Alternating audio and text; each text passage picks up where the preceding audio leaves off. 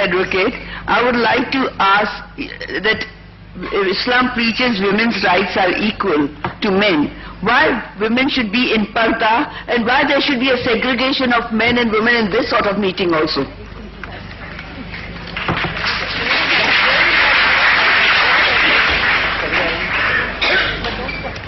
Sister asked a very good question, that when Islam believes in women's rights, that men and women should be equal, then why does Islam believe in parda, and why should there be segregation of sexes like the one we are having just now?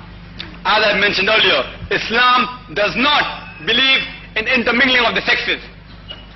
Why Islam specifies parda, I will answer in a short time, and I'd like to thank the sister, because I did not have time to speak on the hijab of the woman.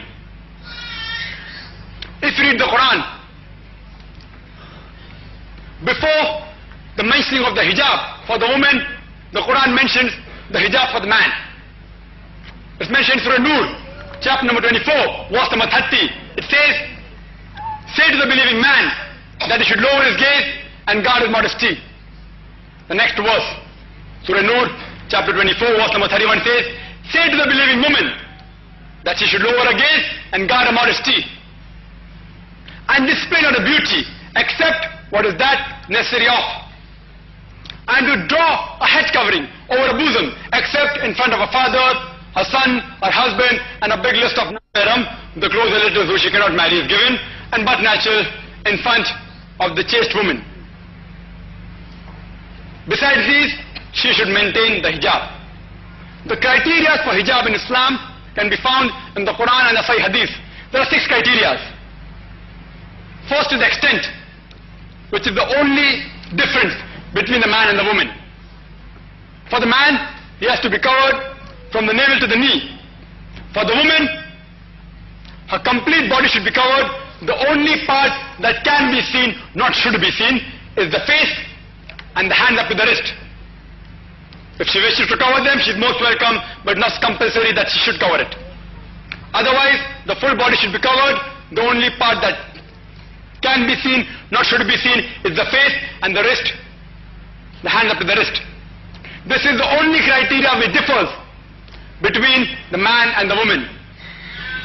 The second criteria is that the clothes she wears should not be so tight that it reveals the figure. The clothes she wears, third point, it should not be so transparent so that you can see through. And the fourth point, she should not wear glamorous clothes, or he should not wear glamorous clothes which attract the opposite sex. The fifth point is that a person should not wear clothes which resemble that of the opposite sex. Like you find men wearing earrings. If you wear one earring, it signifies something else. If you wear 2 earrings, it signifies something else.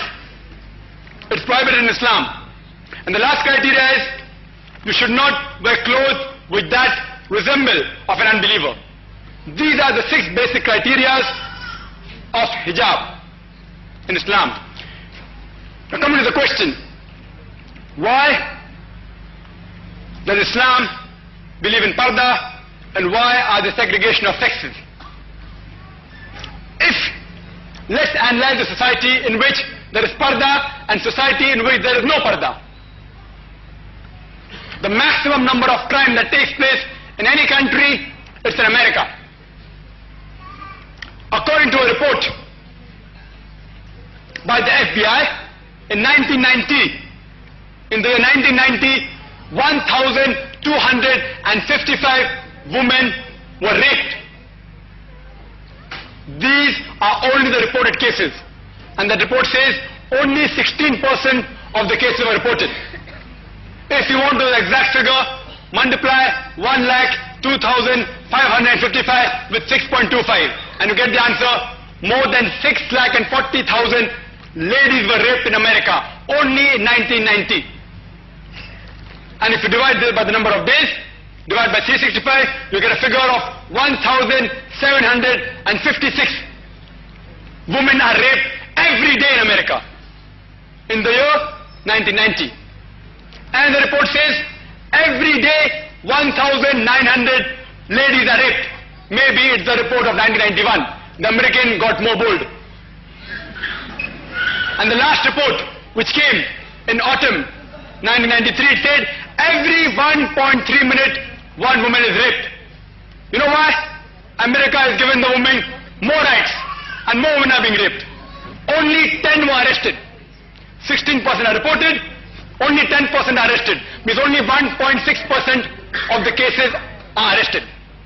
Out of that, 50% are let free before the trial. Means only 0.8% of the rape cases are held. Means if a man rapes 125 ladies, the chances of his being caught is 1. Who would like to try? 125 ladies you rape and you get caught only once. Out of that, 50% time you get a punishment of less than 1 year.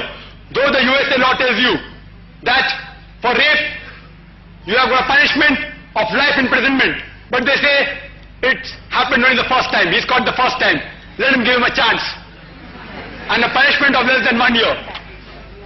Even in India, according to the National Crime Bureau report, which had come in the papers in the 1st of December 1992, it said that every 54 minutes, one case of rape is reported in India.